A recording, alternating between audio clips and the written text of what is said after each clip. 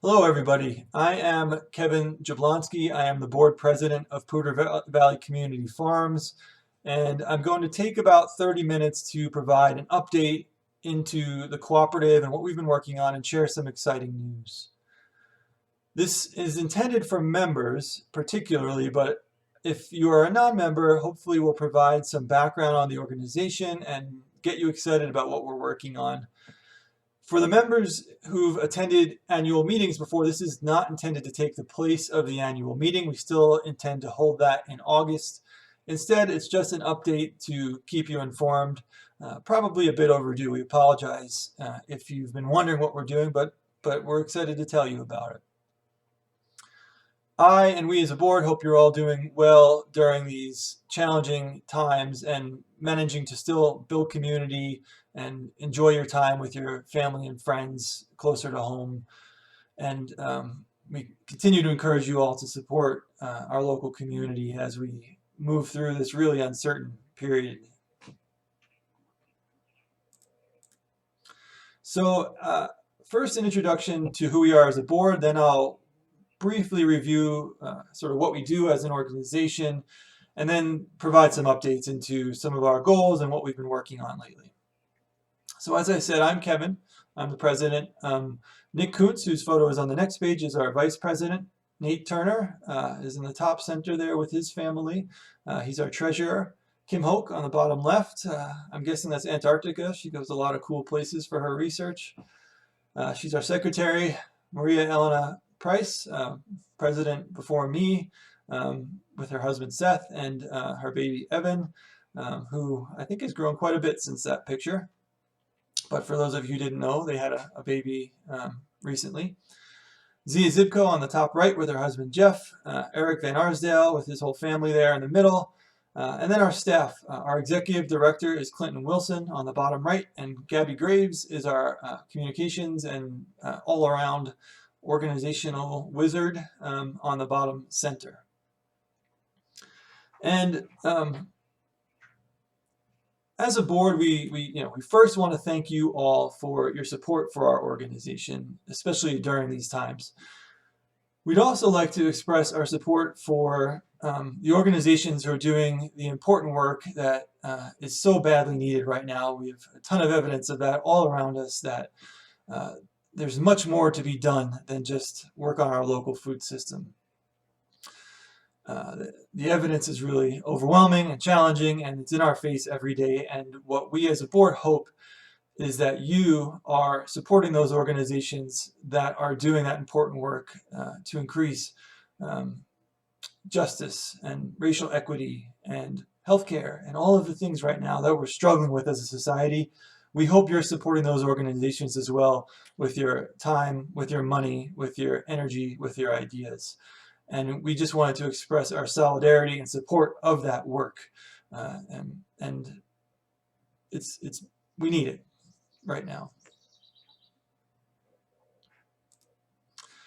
And so our producer members, Nick Kuntz and Katie Slota of Native Hill Farm, and Aaron and Rio Rice of Jodar Farms. Jodar Farms is on our Dixon Station property. Nick and Katie were founding members of the co-op. I encourage you to continue to support them and to support what they do as producers. They've put up their hard-earned money to join the cooperative, and please support their businesses, especially during these, again, uncertain times. Our vision and our mission. Who are we and what do we do? And what do we want to see change in the world? We went through some strategic planning in the fall as a board. We had a retreat, and we re-envisioned and we re-missioned our organization in some ways. Still similar to what we had before, but our vision is community-supported farmland. I think that speaks for itself. Our mission is we create connections to ensure affordable access to farmland within our community. You might think we just provide access to farmland within our community is sufficient, but we realize as a board we also help create those connections between different entities. I'll describe those a bit as I go forward in this talk, but we work with the city of Fort Collins, for example, to ensure that some agriculture can be taking place on their city-owned lands. We work with a developer developing the Montava property to connect them to farmers and to ensure the long-term presence of farmland on the developed lands.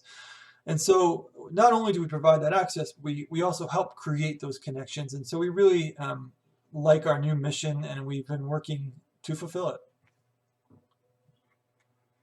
These are relatively new. We'd love to hear your feedback if you like them, what you think about how we're describing what we do and what we want to see in the world.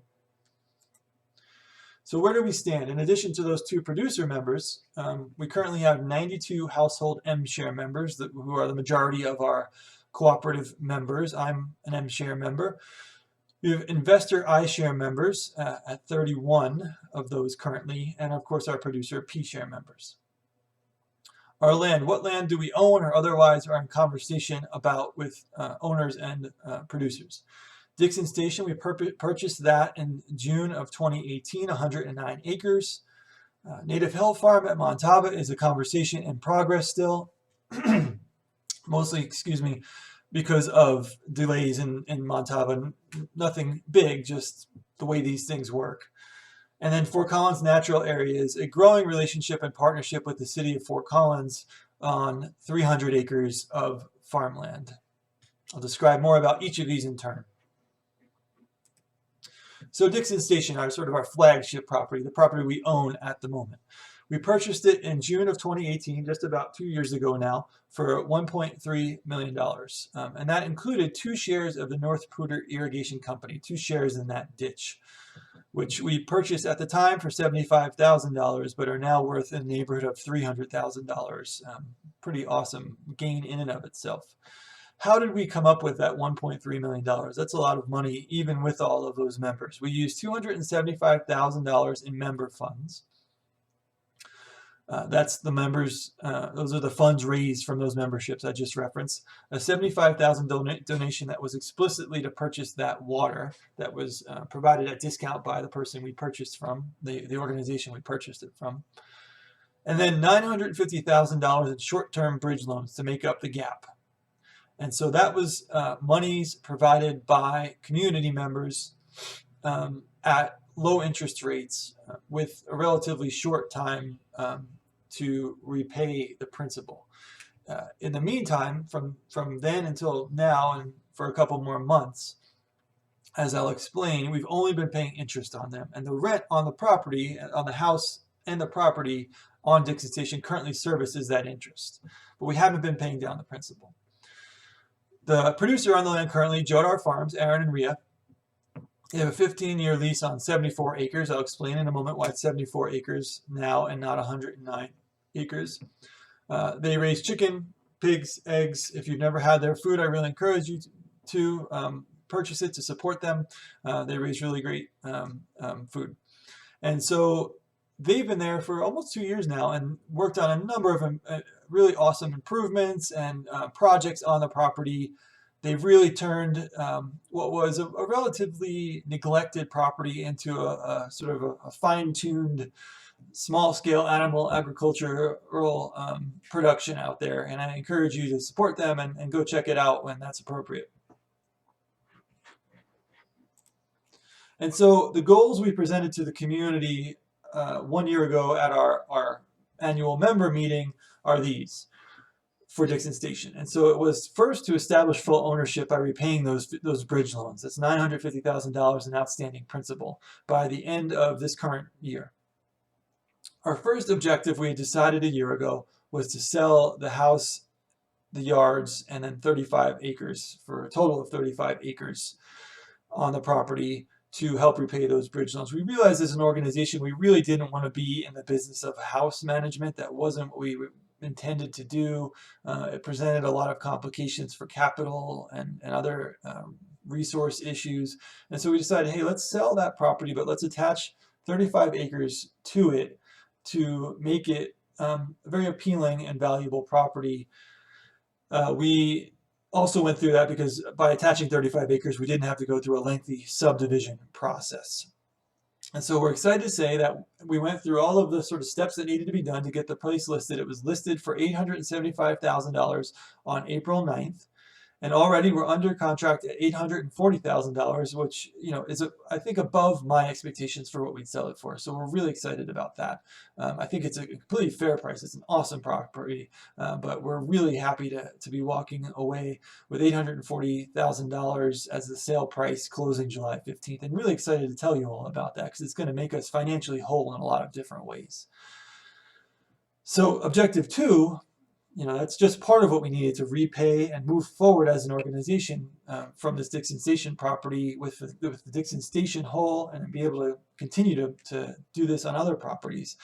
Objective 2 was to take that 74 acres of remaining land and place it in conservation easement so it remains in agriculture in perpetuity. So we estimate that 74 acres and those 2 shares of North Poudre Irrigation Company can yield about $600,000 in a conservation easement.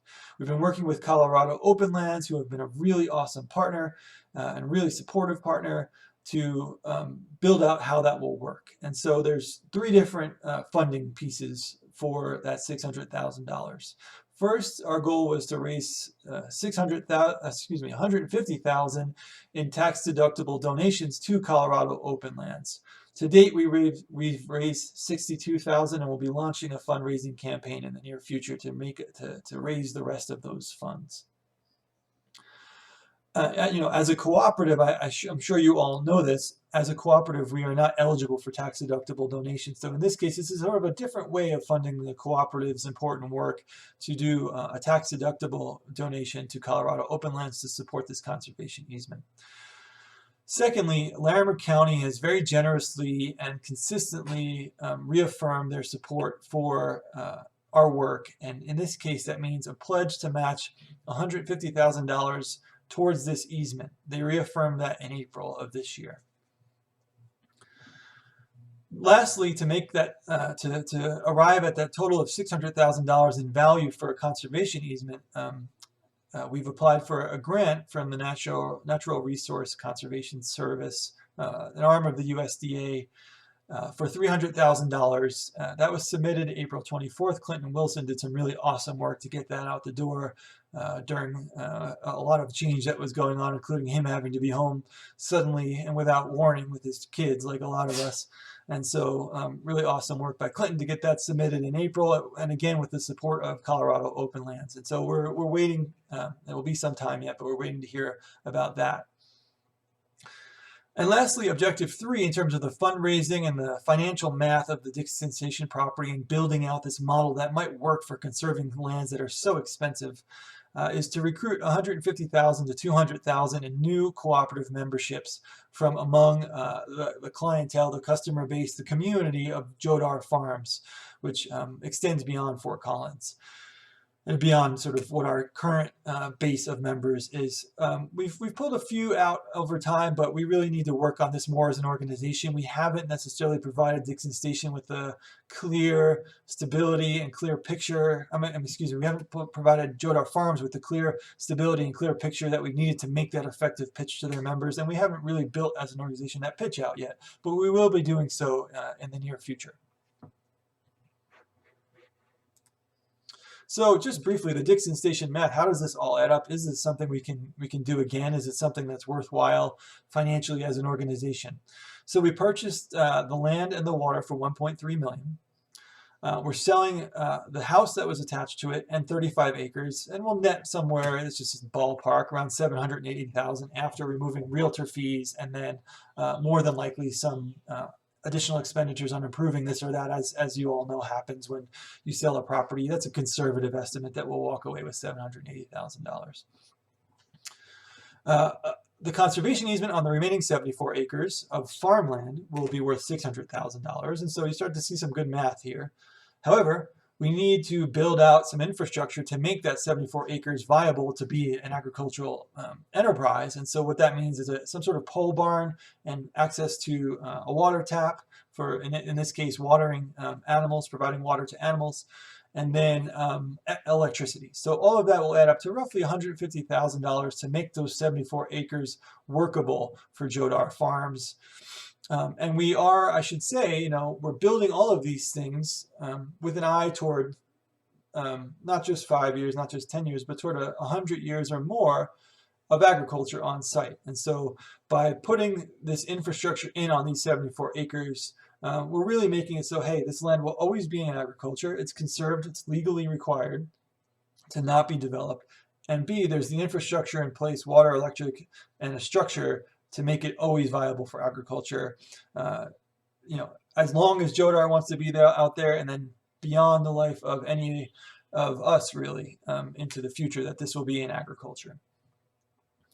So the question is this a model we should apply again? Because we're looking at something of a net cost of around $50,000 for 74 acres of land, 2 shares of the North Poudre Irrigation Company, which again are worth somewhere in the neighborhood of $300,000 these days. And so is this something we should apply again? Is a question I would, pose to our community. As a board, we see that there was significant financial risk, both for the organization and for those who provided us with the bridge loan funding. As a board, there was significant stress in worrying about that roughly $1 million that we owed for the past 2 years. And we thank those bridge loan funders, from the bottom of our hearts for their patience. And then the question is how much land is available that could really suit this kind of model? But I do, for one, think this might be something worth pursuing as a new model for conserving farmland. You buy 100%, you sell 25%, roughly speaking, and you keep 75%, and you do the things we've done here. Does that work? Is an interesting question. And of course, these things will change over time as the real estate picture changes. But let's talk. Should we do this again once we're whole on Dixon Station? Montava. So as you all, I'm sure, know, the Montava development is a large development going in on the northeast side of Fort Collins, just west of the Budweiser plant. It's a really cool development, really community-focused, new urbanist, walkable, green spaces, homes that will be designed to be net zero energy usage, a new commercial center that isn't just slapped on, but instead is sort of integrated into the communities, and also a farm that's going to be integrated into the communities. This isn't something that Montava threw in as a marketing gimmick. We've seen that. This is something that Montava saw from the beginning needed to be working, needed to be functional, needed to be viable, and needed to have good farmers. And so they reached out to Native Hill Farm and brought in Nick and Katie really from day one to serve as core partners in this really large development. And so you can see where the farm will be there on the northeast side of the development, and circled in red. And so what is PVCF's role in this? This is probably review for some of you, but as a reminder, we've sort of developed this 3-way partnership between H2FM, the developers, Montava, I'll call them, Native Hill Farm, and PVCF. These developments have happened across the country, not a lot of them, but they've happened where a developer wants to build out a farm on their property and says, hey, let's bring in a farmer and we'll give them a farm and we'll sell it as ag center development. That's a little cynical, but that's often how it's worked, is that the farm is really considered considered at the end of the project and really given the poorest farmland, and maybe if they need it, not enough water or whatever it might be. And so we recognize that there was a role here for a community organization to play as not only an intermediary between the developer and the farmer, but also between the farmer and the developer to ensure, for example, on the farmer end, that they get access to the good land, that the farmer has the support for infrastructure development that's needed. But on the developer's end, that things that the developer would like, for example, an attractive barn instead of affordable functional barn. That's a challenge, right? Because the farmer's not going to spend all the money to make this a beautiful barn that really appeals to the houses that are adjacent to it. That would be just irresponsible on the farmer's part. But that's what the developer wants. So you have an impasse there. Could a community organization come in and provide some of that support, some of that funding perhaps? And so that's one goal here, is to sort of serve as that partner, but also ensure long-term agricultural viability. Native Hill, no matter how long they farm, are not going to be farming for the entire life of Montava. A community-based organization, different board members by that point, different everything by that point, will nevertheless still be there to ensure that farming continues on the site. PVCF can also provide community engagement by, again, the developer wants to see, hey, this farm needs to be an integral part of this community and have events, et cetera, et cetera. Is that viable for the farmer to be expected to be an event coordinator? No, but a community organization can do that. And so that's really our role here, is to fulfill that third need, along with our wonderful developer partner, Max Moss and Montava, along with our awesome farmer, Native Hill Farm, Nick and Katie, and then PVCF as the third part of that, the third leg of the stool, you might think. And so anyways, the collaboration will result in the purchase of a 40-acre farm and water for a nominal fee, $1, something like that. Of course, Montava will then have the right of repurchase plus any improvements. But this basically gets the land under control of Poudre Valley Community Farms in perpetuity. Establishment of Native Hill Farm at Montava, and then PVCF is essentially this leasing manager, as I've described. And then PVCF can assist Native Hill, who hasn't had to purchase the land, in developing a pack house. We've had practice for that now. And then building out revenue potential on the site as well for PVCF. Montava wants it to be community facing. We could build a community event space, for example, that can generate revenue for our organization, but also fulfill those mutual needs among all those partners.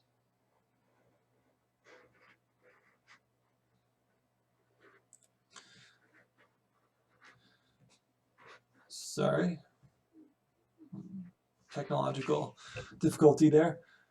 And so what it looks like for Native Hill right now, I know a lot of you are strong supporters of Native Hill. What does it look like timeline-wise? Just an update on that. So you knew this all already. Last year was a sabbatical year for Native Hill and for Nick and Katie, rest for the soil and the people, cover crops and planning out at Montava, and then infrastructure development. In this case, last fall, Native Hill came to PVCF and said, hey, we're going to not be on Montava for another 2 years at a minimum. We're not going to be viable unless we get a new pack house built on our Taft Hill property. And so we stepped up as an organization and said we can support that. And what that meant in this case was facilitating connections between local people who were willing to provide the funding for that to Native Hill, and also facilitating Montava in supporting eventually the repayment of those loans once Native Hill moves out to Montava, and build this beautiful new pack house on the Taft Hill property that Native Hill is currently farming at. So this year, Native Hill is farming at Taft Hill. I'm sure you all know that.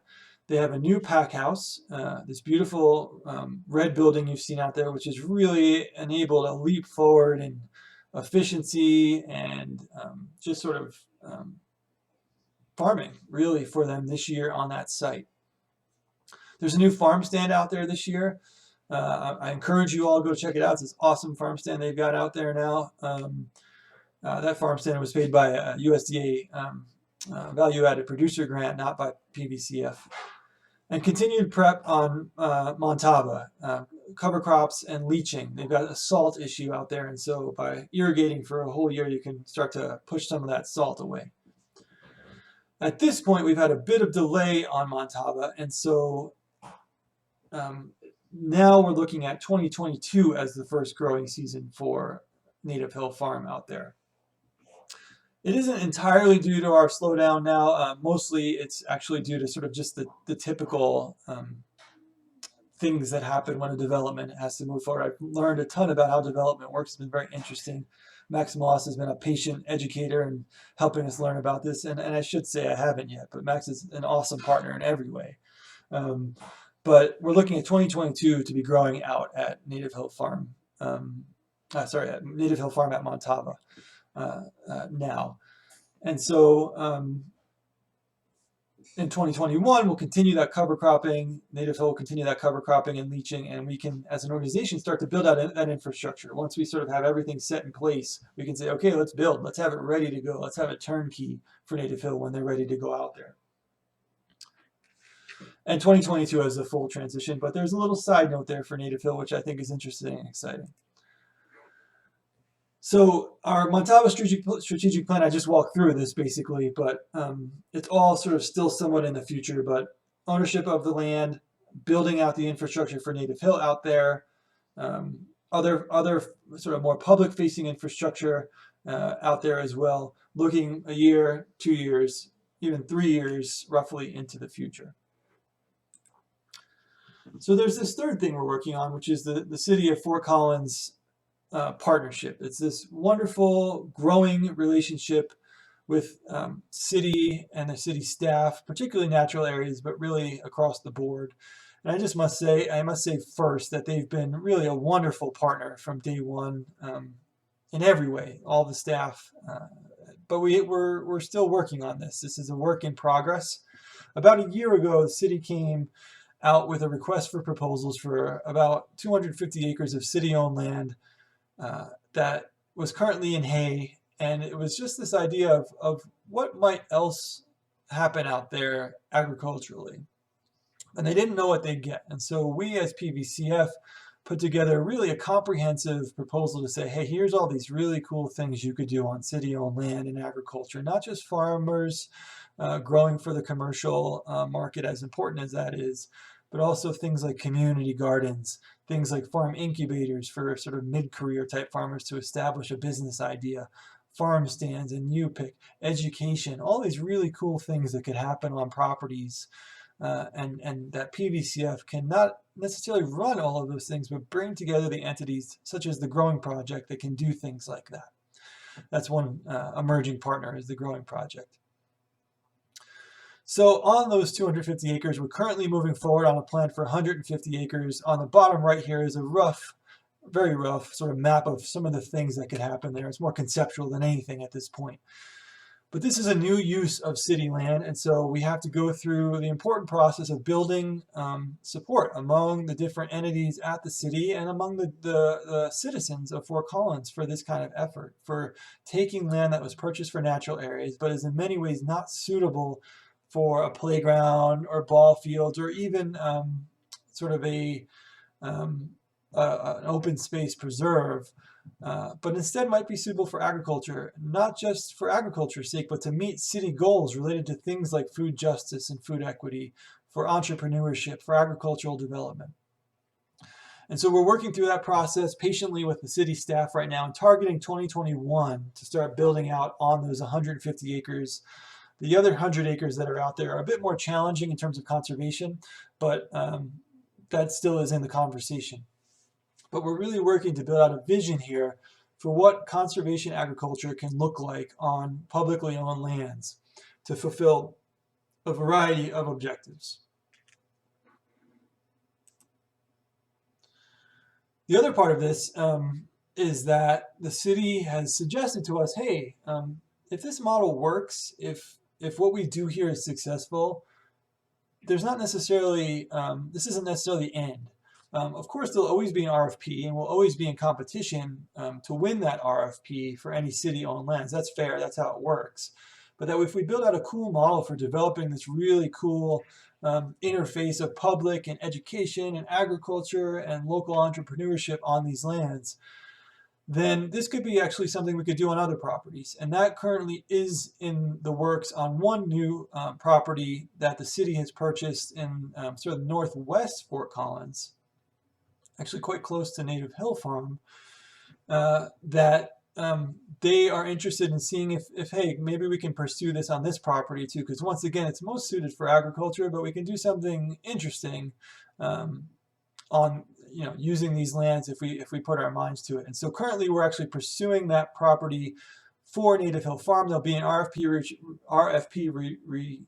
release shortly, and we are going to apply as PVCF in partnership with Native Hill Farm to provide Native Hill with additional land as sort of a bridge to Montava, because Native Hill is currently in need of more land, and next year they could farm out at this site. But it isn't necessarily sort of just a transitional property for Native Hill. The idea, I think, on their part is, hey, there's no reason we can't farm at Montava and on these other properties. And I think that's a great idea, because as a business model and as a collaboration with PVCF, there's no reason to draw a line at a certain amount of acreage for such awesome food production. And so anyways, we're pursuing that RFP, and hopefully Native Hill will be growing out on that city property next year. And then we will do the important work of saying, in addition to Native Hill, what else fits on this land? And something so central to the city in terms of geographic location, I think we can include some really cool stuff like community gardens and education programs. But again, we need to work through those details with our really awesome partners at the city. So that's the majority of it. I see I'm at my 30-minute limit, so I'll try to make the rest of this quick, but run over here. Other updates. So there's always other properties in discussion. We're approached by landowners on a regular basis saying, hey, I have this land and I'd love to have a young farmer out on it. And so that's always part of our conversation. One issue that I've noticed, and this is a challenge to our local farmers, but a challenge to us as well, is that we haven't always found willing partners for those. I don't know that we have a good supply of local farmers available to grow on our land, and that's not the farmer's fault. I'm joking there. Instead, it's our challenge as a community to build that up, and this points to a nonprofit organization that PVCF stewarded the creation of this past year, the Northern Colorado Foodshed Project, a 501c3. PVCF is a cooperative. The Foodshed Project is a 501c3 nonprofit. What we realized at PVCF is that connecting farmers to farmland isn't the whole ball game. It's important, it's essential, but that what we really need for a vibrant, viable local food economy are four things. We need production, that's the farmers, but we also need demand. We need people, and enough of them, willing and able to purchase that produce, that meat, whatever it might be. We need infrastructure. If we're going to scale up to be sort of a strong local food economy, for reference, many of you have heard me say this statistic. In 2017, 1% of locally grown food, agricultural production in our county was sold locally. So 1%. If you look across the country, the range for other similar small, medium cities with a university, cities similar to Fort Collins, is something like 10 to 20%. And so we have a long ways to go to selling 10% of what is grown here, selling it here. And so to get there, we need production, we need demand, we need infrastructure to scale up, and then we need organizational support for those things. And that's what this organization was founded for by PVCF. It exists on its own. I happen to sit on the board of both organizations, but I'm the only one. And so aiming to holistically grow our local food economy. And so there's a number of projects we're working on now, but in brief, I'll just summarize a few exciting ones. One is collaborating on that city land. Some of those things I mentioned that would happen on city land, you can probably tell, are not really within PVCF's wheelhouse, but an organization like the Foodshed Project that is more holistic and more adaptable and has sort of more of a broader scope can help work on some of those things. A certified local program. There's increasing concern among producers about something called local washing. Perhaps you've heard of greenwashing. Local washing is putting something on your menu or your marketing material saying, we support local farms, we are a farm-to-table restaurant, and then the follow-through actually isn't there. And so a certified local would be a stamp, a certification stamp to say this is true. This restaurant, this business is actually buying local food and supporting our local food economy. Any of those businesses that have that stamp would then be in a local food passport that encourages people to shop at those locations, perhaps provides discounts to really build up the support for those sorts of businesses and build up awareness among consumers, build up that demand. I should say on the part of the restaurants that this local washing challenge is not their fault necessarily. Local washing is a challenge because availability of that food might be a challenge. And that's where I think the holistic vision of the Foodshed Project is really cool, because, hey, we're not just going to say to restaurants, we'll let you know when you're doing a good job. We'll help you do a better job by making local food more available and providing the infrastructure to help scale that up so that it's consistently available at quantity. Another project we're working on at the Foodshed Project is a farmers market structure. Our belief is a great city needs a great farmers market, and we have a great farmers market already. Larimer County Extension runs it, but in partnership with them and other partners, we aim to build a permanent structure for that market so that there's storage on site, so that there's bathrooms on site, so that there's shelter on site, like you've perhaps seen in other cities. And so that's a work in progress, but again, with some cool partners at the city, putting some time into this, we're hopeful to identify a location and then do the hard work of raising funds to design and build that structure. Lastly, a new effort that is we're currently raising funds for, that has been in the works though for several months, is a farmers market diversity and inclusion program. This is again in partnership with the awesome people at Larimer County Extension who run our market so well already, and also with the Colorado Farmers Market Association who piloted a program like this. This is the idea that our farmers markets, as great as they are not equally welcoming to all members of our community. There are language barriers, there are cultural barriers that keep everybody from feeling welcome at our farmers markets. Some of us, when we walk in, everything makes sense. We know where to buy things, we know how it works. A lot of people in our community, that's not how it works. They go there and they feel unwelcome. Maybe they don't look like the rest of us. Maybe they can't speak the language. And so this program would aim to address that really important challenge, to conduct the outreach during the week to different communities across Fort Collins. And then on the weekends when the market is running, have someone, a farmers market ambassador, stationed there whose specific role is to reach out to folks and provide translation, to say, hey, here's how the farmers market works. Here's how you pay. Here's how you might access support for purchasing the food, whatever it might be, to open up our farmers market and our local food to everyone in our community. And so we're currently raising funds for that. I encourage you, if you're interested in this or any of these things, to visit foodshedproject.org. This is a new organization created by PVCF that now is running on its own and doing really cool stuff. And I just want to put in a brief plug for it here to the awesome members of the Poudre Valley Community Farms community. So lastly, how can you help with Poudre Valley Community Farms? We need help. We're a working board. That means that we don't just advise, we actually do the work of the organization. And so we need your help. We need you to join committees. We have an awesome membership and fundraising committee led by Zia and Kim. They need help. We'd love to have you volunteer to do some work with them, especially as we launch into this new cycle, this new exciting time to raise additional funds, to move forward as an organization. We need help with business and cooperative development, strategic planning in that realm. If you have expertise in that, we'd love to hear from you. And we always need future board members in the pipeline. We have 7 board members. None are up for re-election or for election this year. There are no open seats, but I believe there will be next year. And it's great to have folks in the pipeline to become board members, because it's really important, valuable work. And if you are already familiar with the organization and attending board meetings, they're open to all. Attending board meetings, then you can hit the ground running once you become a board member. And lastly, if you're interested in helping, or second to last, if you're interested in helping, you can help us recruit new members, especially as we launch a new membership drive. And donors, tell your friends and family about the great work PVCF is doing. And lastly, support our producers. We don't say this enough. Jodar Farms and Native Hill Farm have put up their hard-earned money to join the organization like the rest of us as producer members. Support them, buy from them, buy their produce and chicken, eggs, meat, and support the work that they do. Lastly, if you have any questions about any of this that I haven't covered or that you're curious about, we're going to have a member Q&A, a hangout, a community building endeavor. We'd love to be in person.